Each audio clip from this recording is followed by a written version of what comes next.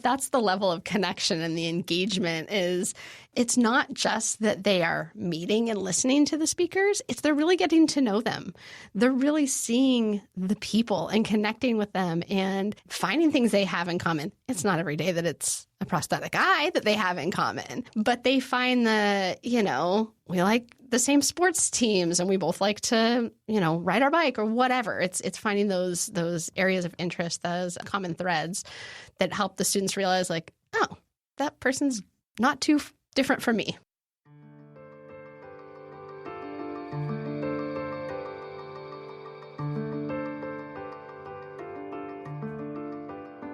Welcome to the Nonprofit Podcast Network.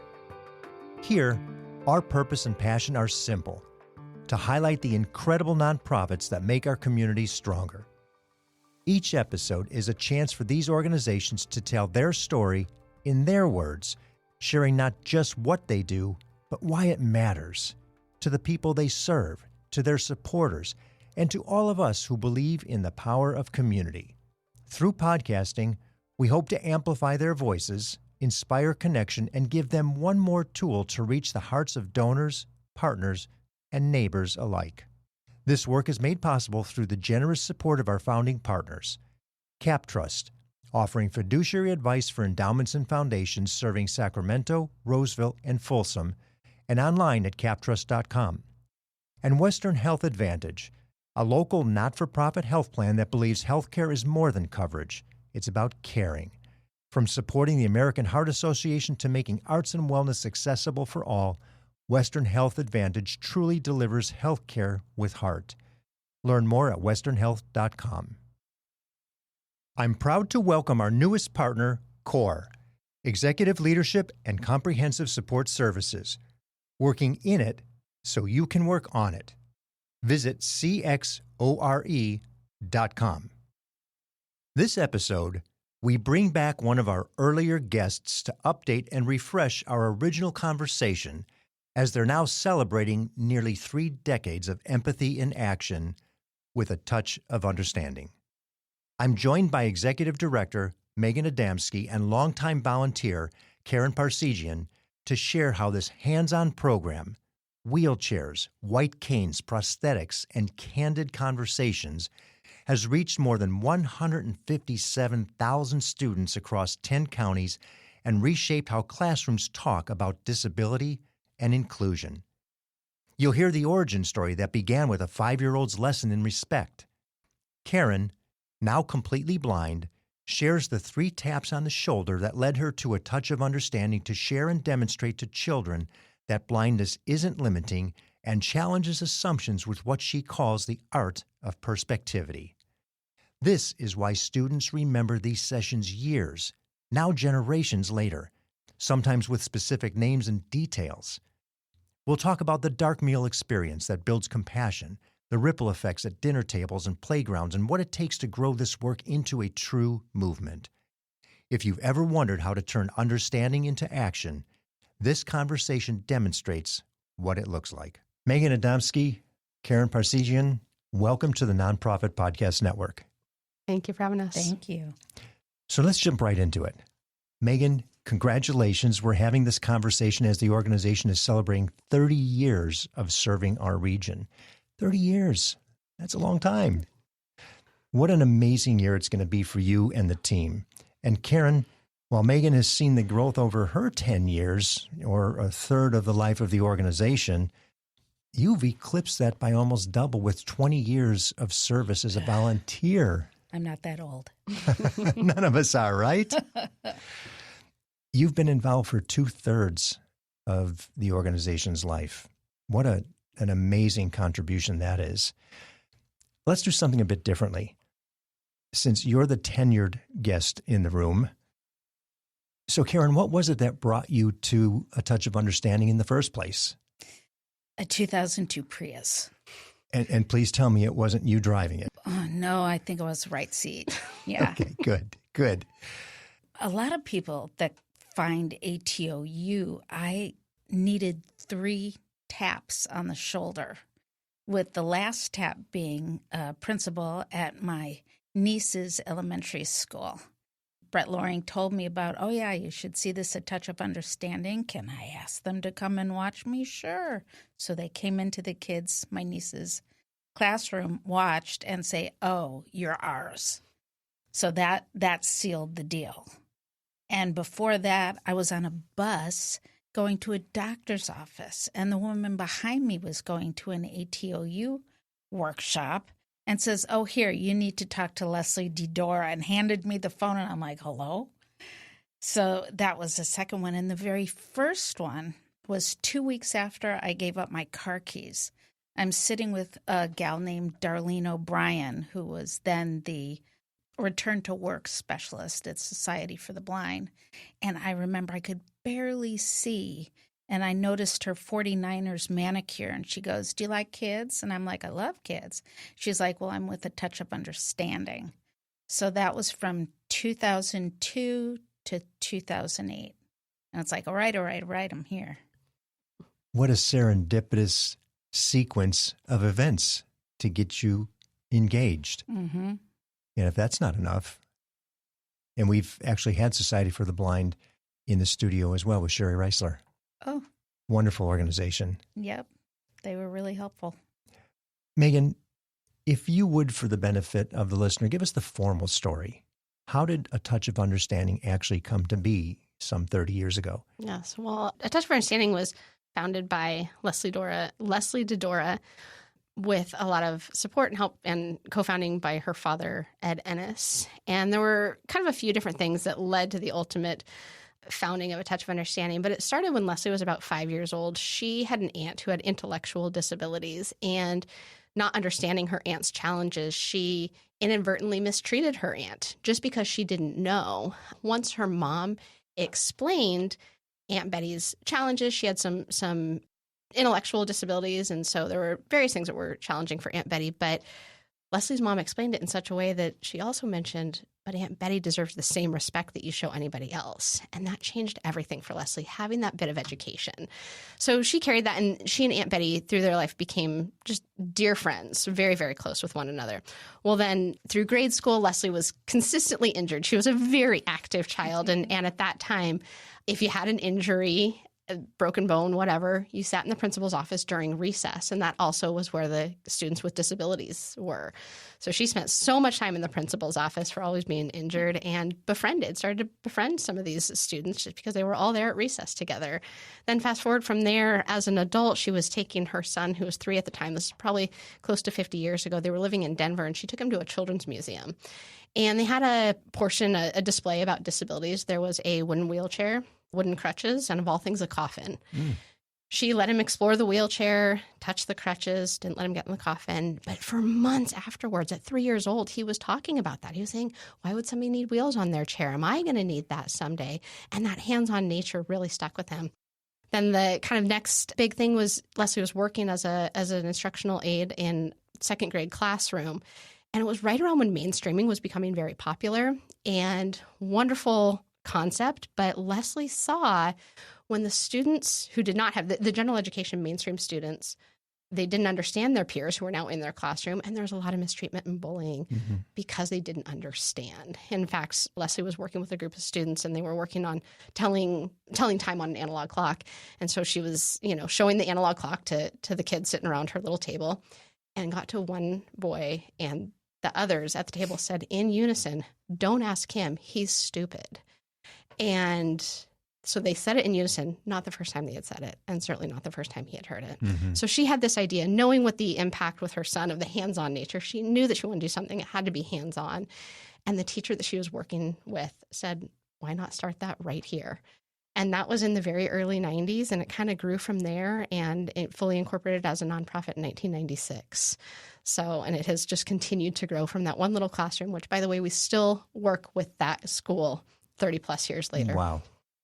And if I understand, we'll get to this a little bit later in the conversation, most of the schools you start a relationship with, it doesn't end. Correct. They want you to keep coming back. Correct.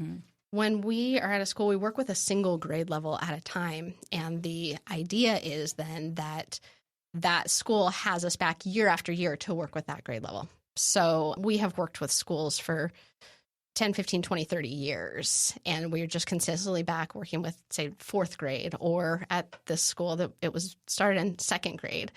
And the school that KP that your niece went to, that Brett Loring was at, we are still at that school, however many years later. So we develop very close personal relationships with the schools. Was there something you wanted to add about? Oh, the fourth graders in Marin. Yeah.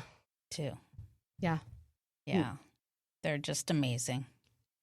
Let me ask you both a question, because you've been there long enough now to see change. A lot has changed over the course of not only 30 years, but 20, Karen, or 10, Meghan. What is some of the most dramatic change you've seen over time? For me, I think how we interact with schools, how we present our program. Of course, making it through COVID, everyone, of course, had to use the ubiquitous word pivot during that time. And we did too, created some virtual programs. But since kind of in this post-COVID era, if you will, students and the way schools are set up, the way students learn, the way they interact is different than it was even 5, certainly 10 years ago. And I think that we have been able to adjust our program to meet those needs. One example is historically our program was set up where we had kind of the two parts going on simultaneously. We had our hands-on activities and our speakers. And our speakers, we'd have 3 to 4 speakers at a time covering a 90-minute session.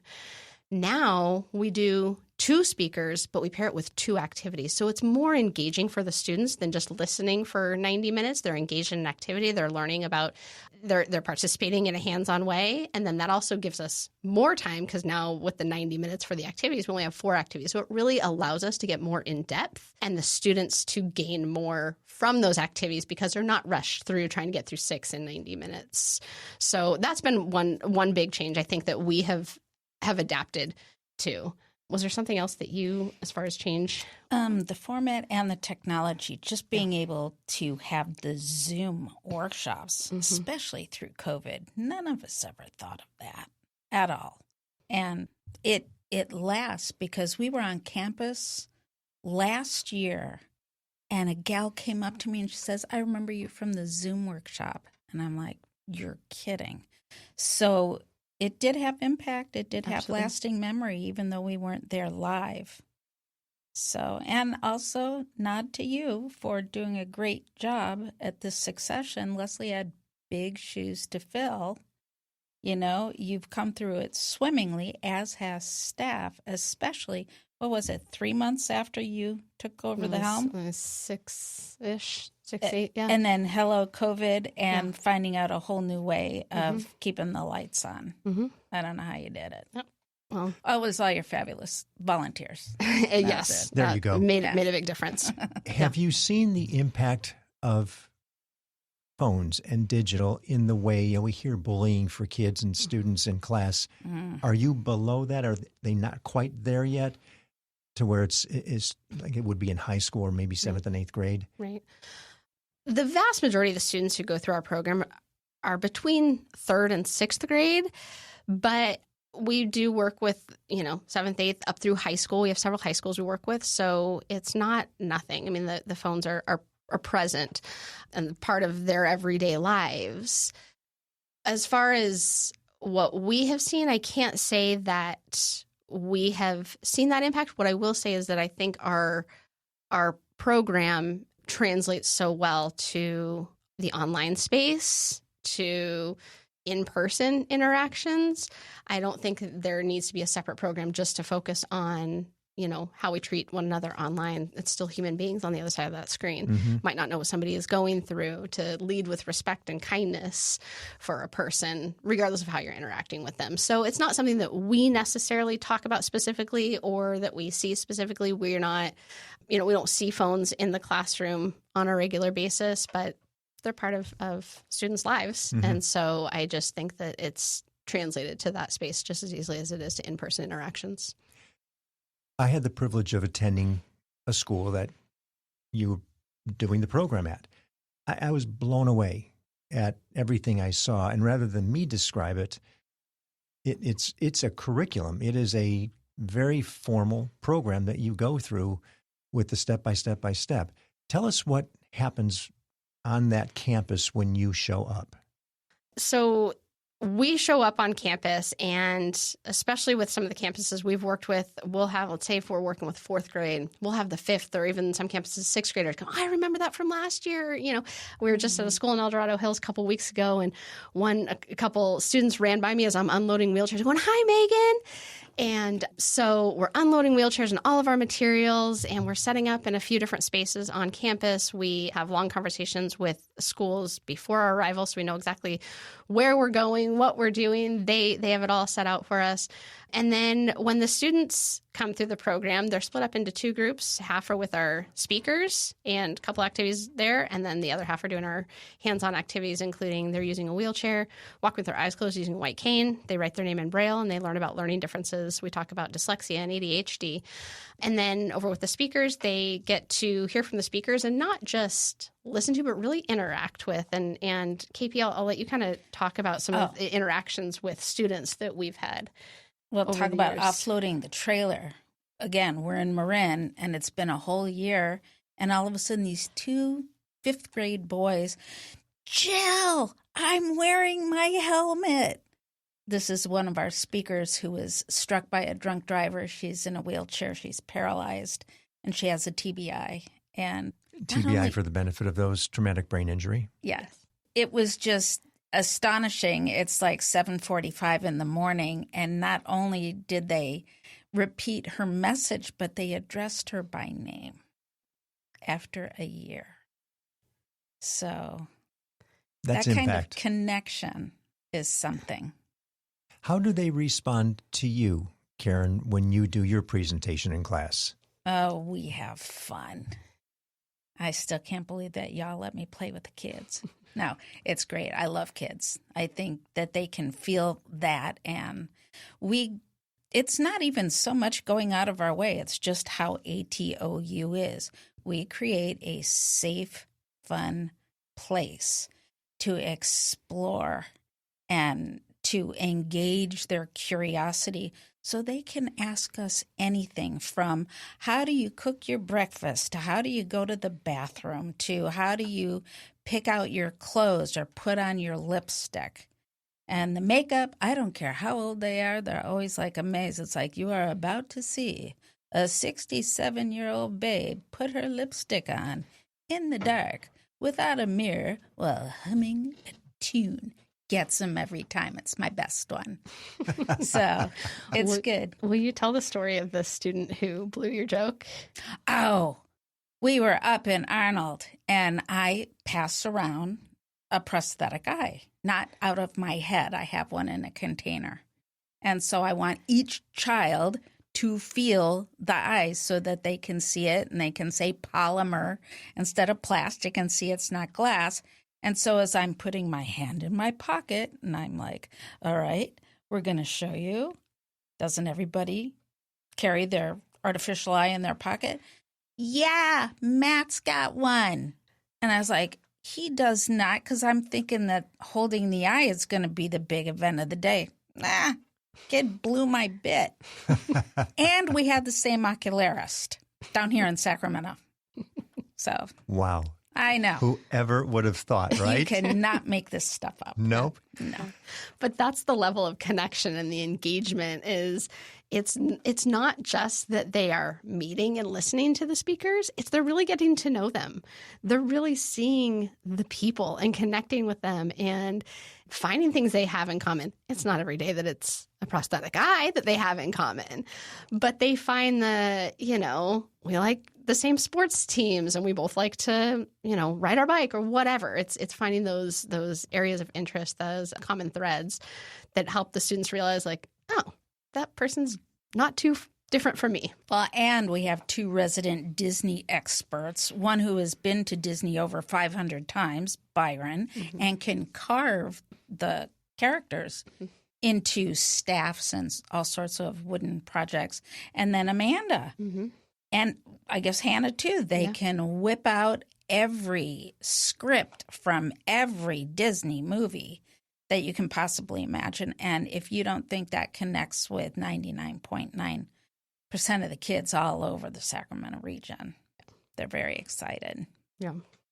In terms of the elements, you mentioned the wheelchairs, Mm-hmm. the white canes.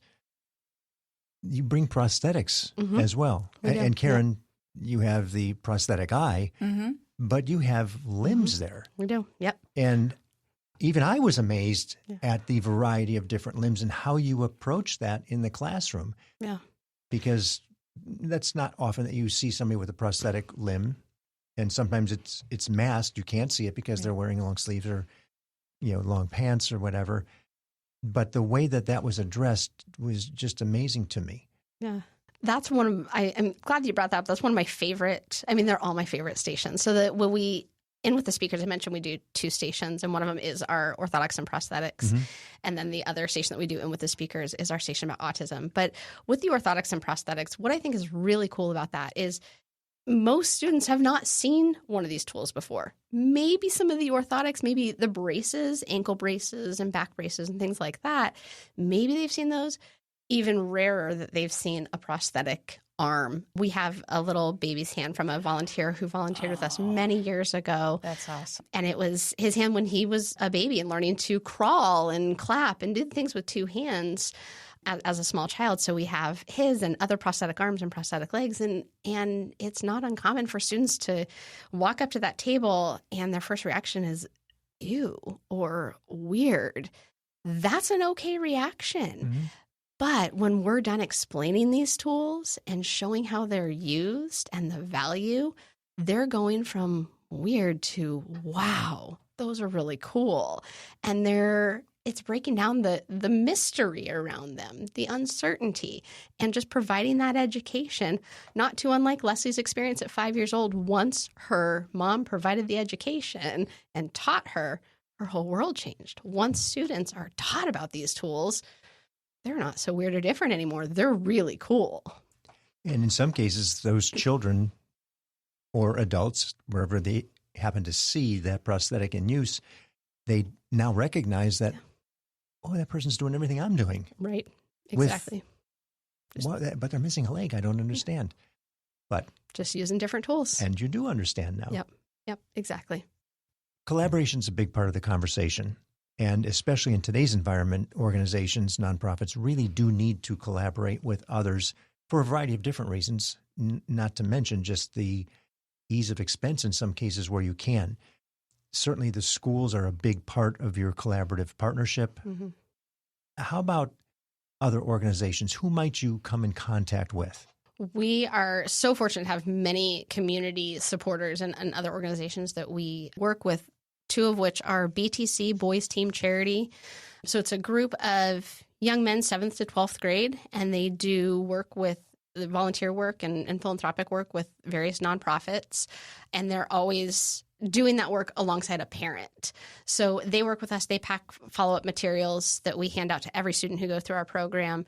And then NCL, National Charity League, very similar organization, but it's mothers and daughters partnering together to work with organizations.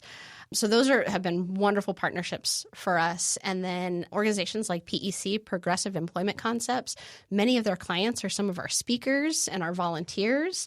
So PEC provides connects their clients with opportunities like ours. They provide transportation, things like that to allow them to get to our programs. Really about BTC, because we've partnered with them for so long and they've done so much work with us, they started incorporating every year their junior class, so their group of 11th grade boys, go through what's called our dark meal. And KP, I'd love to kind of have you chat a little bit about our last dark meal experience with so BTC. Well, I facilitate the meal for them. They come into the room with somebody else with a cane. They shake hands, say, "How do you do?" And then they go and sit down, and they're blindfolded. So they don't really know they have to discover who they're sitting next to. They don't know what the room looks like or anything else like that. Then we actually walk through finding your water glass, and if it spills, it's absolutely okay. How you figure out what the salt is from the pepper, using the knife and all that. Then they eat and carry on.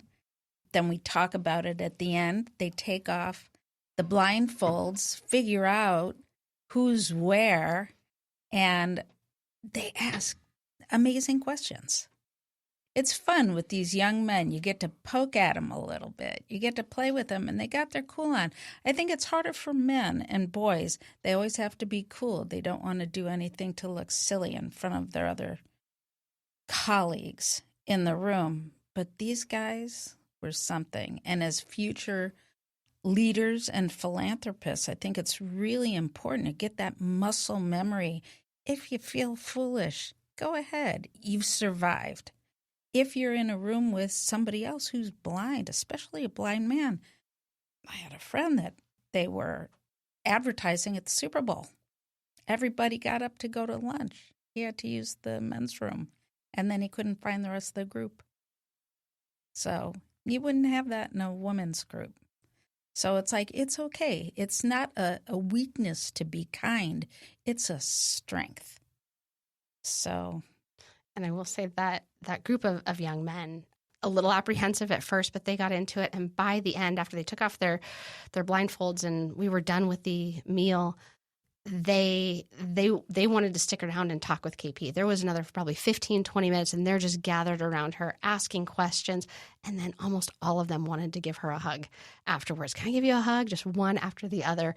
And it really... If I was 50 pounds younger and 40 pounds lighter. And they, but you it are just very huggable, let me tell you. Thank you. But just that level of engagement and that again, breaking down the walls and the barriers and this kind of cool jacket thing they walk in with was gone by the end of this experience. And the Dark Mail is a really cool program that we provide to not just BTC. Again, we partner with BTC, and for all the work that they do with us, we love being able to give that experience to their junior young men, I guess.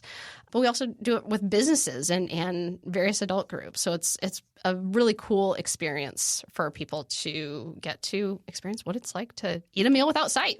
Well, Absolutely. with all those organizations supporting, that's what's allowed you to get through that, 157,000 students over the course of the 30 years? Yes. Just think of the penetration into our community of how many people have that understanding and can share it. Right. That's such a big deal. Yeah, it's and we get that feedback all the time. I mean, 157,000 students, but several of those 157,000, they're adults now. Yes. And it's not unusual for me to receive an email from a teacher saying, I remember doing this when I was in fourth grade, and now I want my fourth graders to experience this program. Or have, a superintendent. I was at a school not too long ago, and the superintendent of the school, of the district, happened to be on campus that day for other purposes, but went out of their way to come find me and say, my kids are in college now and they still talk about this as one of their favorite days in all of their schooling career. And I was doing another speaking engagement with Placer County Office of Education a couple months ago. And a woman came out in the hallway. I was done. I was wrapping up, carrying my stuff out. And two women were chatting about the experience they just had, learning about a touch of understanding. And another woman said, I remember doing that in elementary school. And so it is, she was a mom herself now. And so it's something that they truly carry with them for the rest of their life. It's not just a motivational speaker and, okay, you might remember it for a few hours or a week. They remember the message into adulthood. So it's really a unique experience in that way. And when we think of the 157,000, we think of that drop in the bucket. What is the ripple effect? The students go home and have a different relationship with a sibling. And that gets told at home. Right. As soon as they come, I held an eye in my hand today. Right. Or a leg or an arm or a hand in my hand. Right. As a parent myself, I know that, when you ask your kids how their day was, it was good.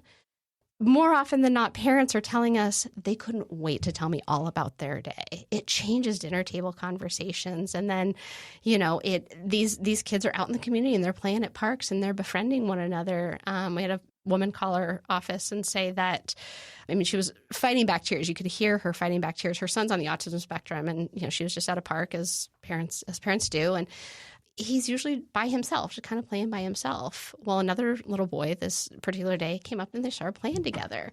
And she said to this other little boy, she said, "Thank you so much for playing with him. That doesn't happen a lot." And he looked at her and he said, "Well, I had a touch of understanding at my school." Oh, So goodness. this little boy, it doesn't get any better than that, does it? The little boy who's on the spectrum, his world has now changed, And so it's out in the community. And then they grow up and they're teachers and administrators and philanthropists and business people and, first responders. And so it's changing the future too. So that 157,000 is, how do you really put a number to the impact?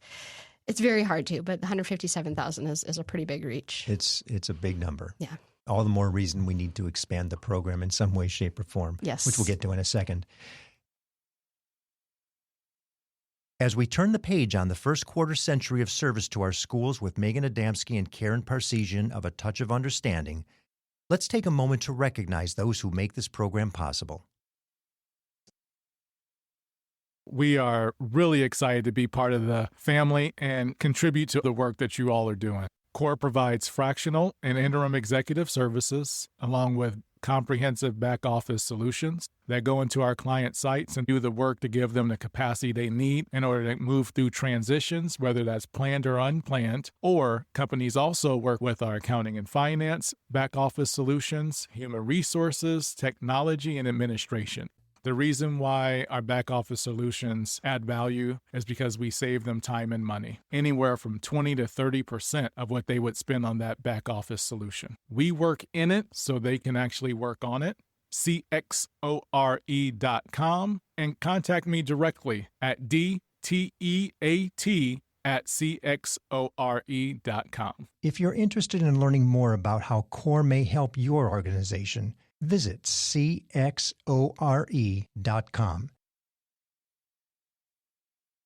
Hello, this is Scott Thomas with Cap Trust in our Sacramento office. I specialize in working with local nonprofits and associations.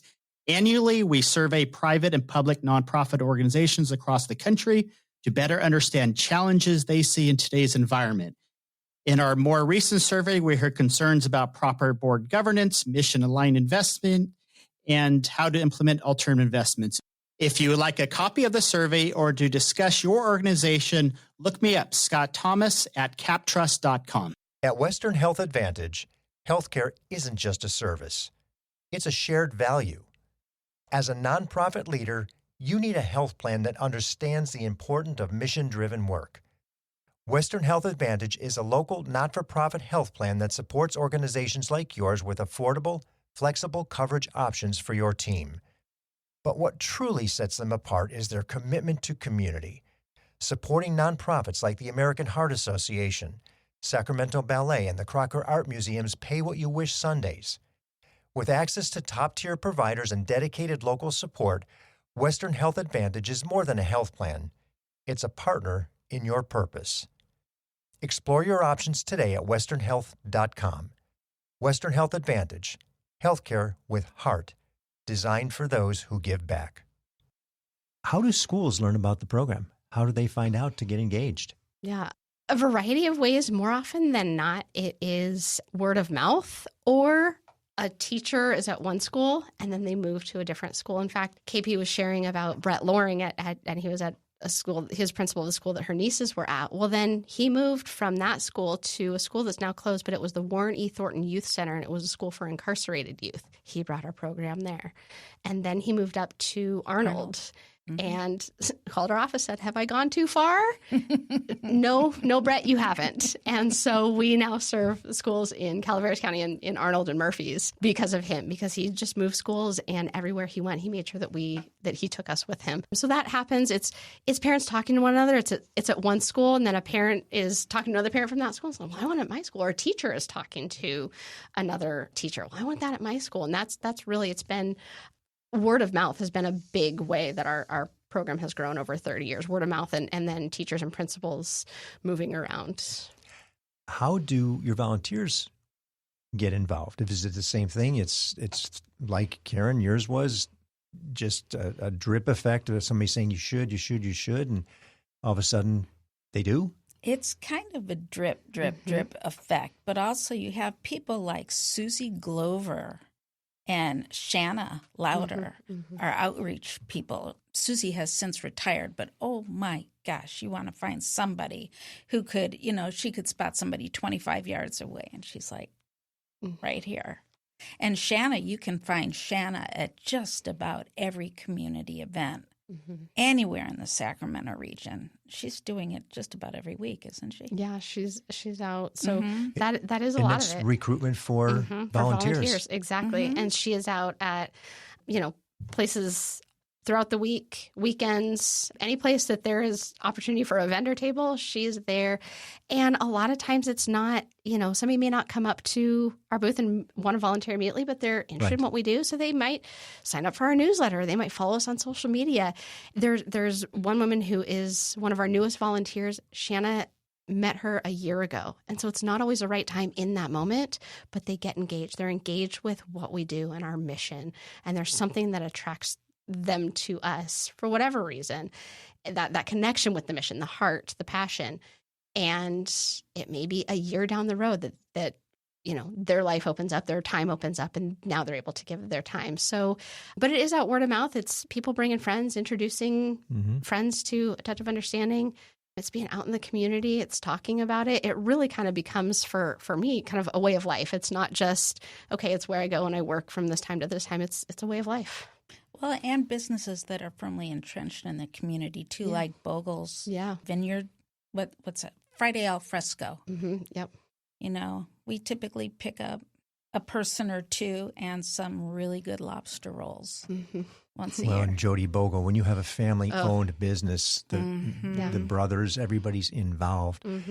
They tend to give back so much more to the community because they can relate to it. They've grown up here. They understand it. Yeah. Well, and Jody's daughter went through our program at her school. You just gave me goosebumps. Yeah. Yeah. Just a really, and the impact for her daughter. I mean, Jody called our office and just shared how much it meant for her daughter to go through our program. So it's that close-knit kind of community feel.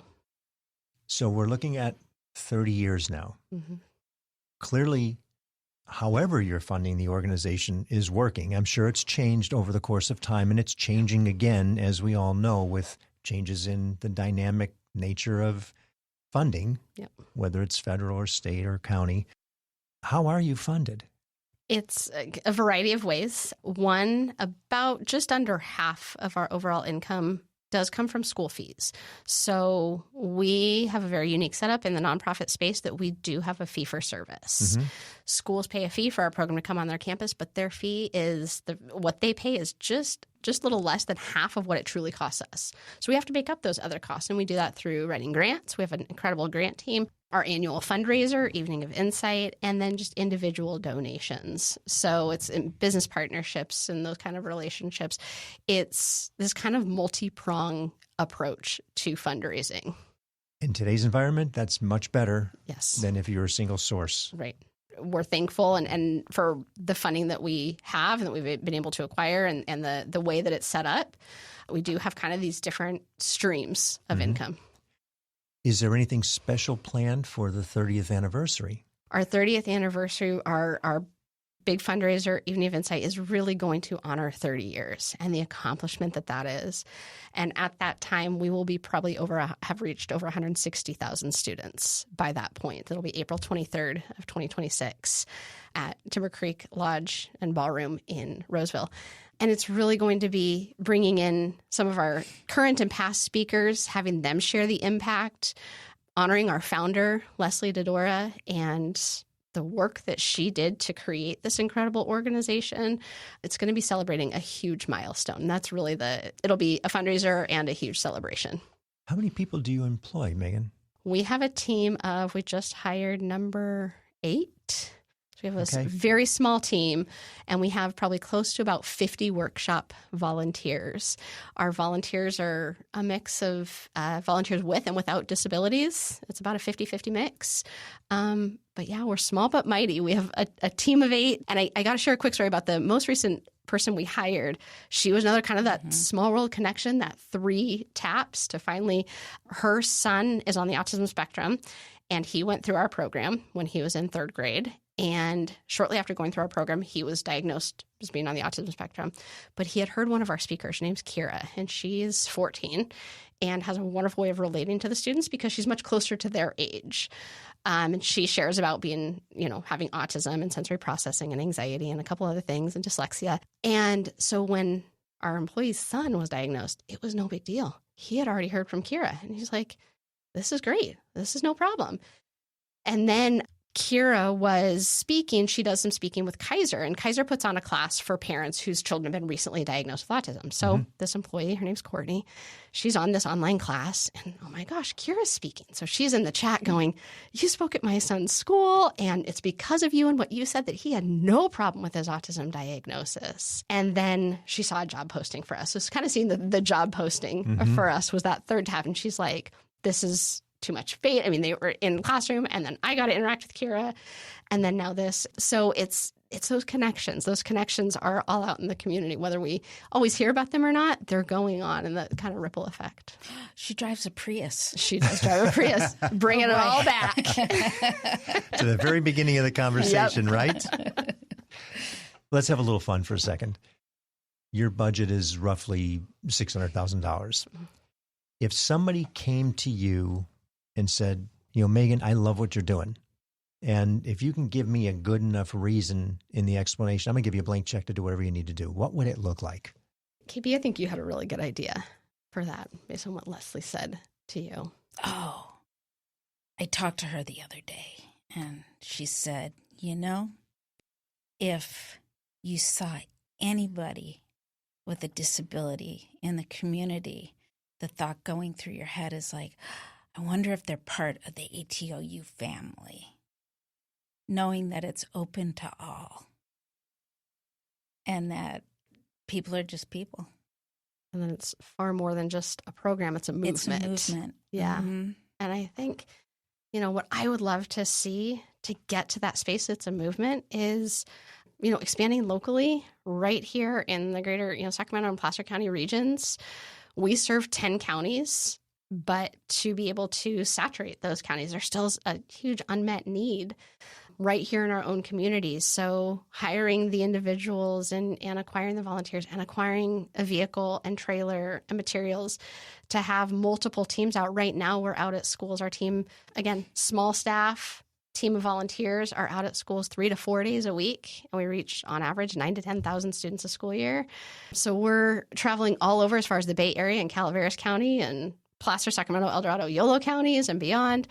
So to hire another team, so it's 2 teams out, reaching twice as many students a day, I think would be excellent. And then the silver lining of COVID was it gave us the space and the time and forced us to create virtual programs, something that we had, talked about pre-COVID of like, how do we expand nationwide? This, I don't know how many people tell us this needs to be statewide, this needs to be nationwide. And so, okay, virtual offerings. Well, now we've created those.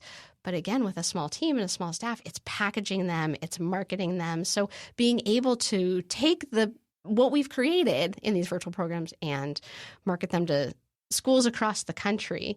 Especially to the little communities with all the little nooks and crannies that wouldn't have access to any of this at any time. Exactly. Mm-hmm. And creating the movement that way by expanding locally and using materials that we've created to expand nationally. And you can't forget transportation. Yes. Because I would volunteer a lot more, but I'm limited basically to Sacramento County unless somebody can come and fetch me. You don't want me driving the car. No, we don't. No. So I would be volunteering even more if somebody didn't have to come fetch me that was so far out of the way. I'm a little off the path from a lot of the volunteers or staff. So to have a transportation grant, if I had an Uber card, I'd be at a mall. Mm-hmm. Yeah. It doesn't have to be Uber, but it'd be nice. Why not? A transportation of sorts. Thank you. Right. Thank you. And it's just a perfect segue. I don't know where you're going to go with this when I ask you the question of, we come off of that vision, the imagine, the what if scenario to, well, what is scenario? Mm-hmm. What is the greatest need? The greatest need is people. And of course, funding for said people. I think not too dissimilar from many other nonprofits that the two needs are money and people. You're kind of really the people are your most valuable resource. And so if we had the volunteers, and we're, all the time building to or working to build up our volunteer base, but if we had the people to be out at these schools to really expand, that would be huge. That would be game-changing for us. Oh, my gosh. If we could get more speakers with all the stories, because everybody's story is different no matter how much the same they are. They're so different. It's like pizza, all different flavors, but it's still pizza. We told a lot of stories, and you shared a lot of successes about the organization. Is there anything, both of you, in some case, that's just a really cute story that comes from a kid, a child, because they say the craziest things? Is there something that, oh my gosh, I can't believe they said that, or they did this, or whatever it might be? I'm sure both of you have experienced things of that nature. And it could also be, it doesn't have to be, humorous, haha, laugh out loud, although those are cute too. But something that's so poignant that a child said after one of the sessions, or it came back through a parent or something like that. Gosh, we have stories galore of any of those. I saw some of them taking place in the classroom where the kids were saying, whisper next to each other. I'm like, yeah. But it was different than what I've expected what kids to be saying. Right. It was in a kind way. It wasn't in an antagonistic way. Right. And the things that they were talking about. Well, I would love to share kind of one of impact and one of cuteness and sweetness, and then I know that you've got some to share too, KP. But I'll just read a letter that we got from a student that just touched me. And she said, and we get thousands of letters, again, reaching 9,000 to 10,000 students a school year. We get thousands of letters from students, and but this one in particular stuck with me. And she said, for me, a touch of understanding helps me understand it's okay to be different. I have dyslexia, and this helped me learn that I can be me, and I shouldn't be hiding it. This also helped me realize that some people have disabilities, and maybe they look different, but I shouldn't be scared. ATOU also helped me see and hear what people with disabilities go through, and it really helped me feel more aware of things that they live with.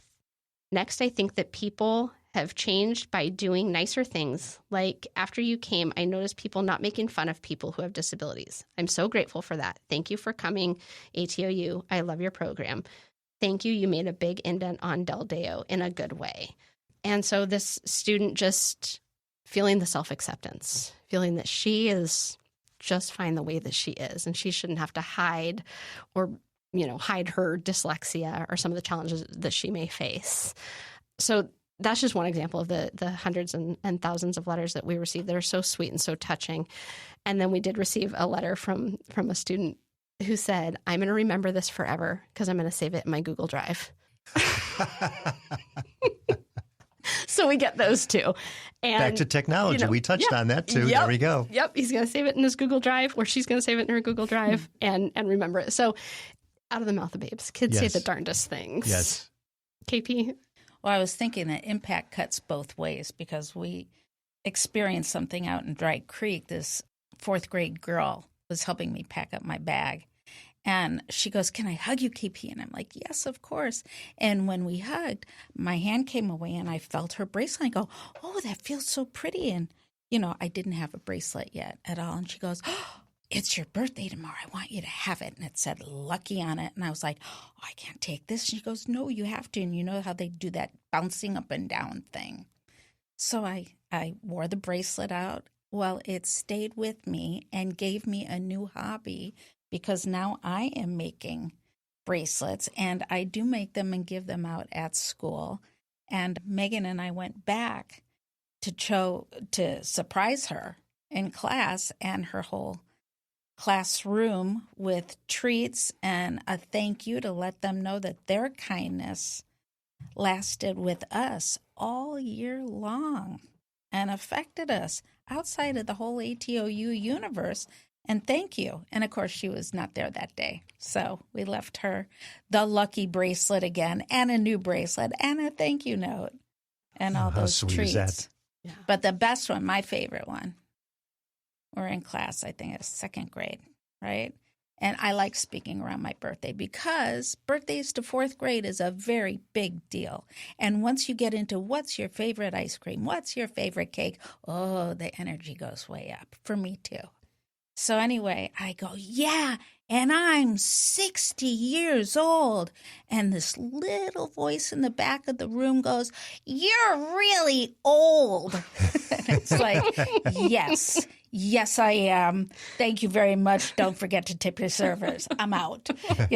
So, having no idea that in itself is a touch of understanding. Yes. Karen, you have an incredible attitude and perspective, and I want you to share what you just told us. Well, having been sighted for 43 years and having never met a blind person before in my life, I was the first blind person I ever spoke with. I was kind of put off to realize that there's perceptions of blindness, blind women especially. Like there's a black and white photograph from the 1920s that was shot by, I think his name is Paul Strand. It's Strand's blind woman. She's a beggar on the street. It's a casual photo. And, it just looks like, oh, you poor, pitiable person. And my problem, just like I think ATOU's main problem, is how do you get from this perception, this widely held perception, to Splash Mountain, where you're going downhill, arms are up in the air with the cane going, woohoo, let's live life. It's robust, it's bold, it's big, it's fun, it's just life. The bridge to get from one to the other is so huge. I don't know. That's why ATOU and getting understanding that way. And I think it's the education. We educate young people, students, adults about what people can do and change perception in that providing that education. Because really, attitude and approach is everything. You get access and opportunity, but ultimately it's the person who has to decide, do they want to be the best person or the worst person that they want to be? Meghan, anything as we close that you'd like to leave the audience with? 30 years of support? Yes. Just to thank the community at large for the support over 30 years. I mean, we are here because of community support, because of donations, because of volunteers, because of schools engagement. And we're very excited to celebrate that accomplishment April 23rd, 2026 for Evening of Insight, celebrating 30 years of A Touch of Understanding and really envisioning what do the next 30 look like? What is the growth? What's that next 160,000 students? Where can we grow from here? So a thank you. And for those interested, check out our website, touchofunderstanding.org. Maybe interested in volunteering. We have opportunities for that, information about our fundraiser, all kinds of things. So different ways to follow us on social media, our newsletter, different ways to stay engaged. And this is one of those few organizations, few situations, few businesses where your disability is wanted. We want you to volunteer.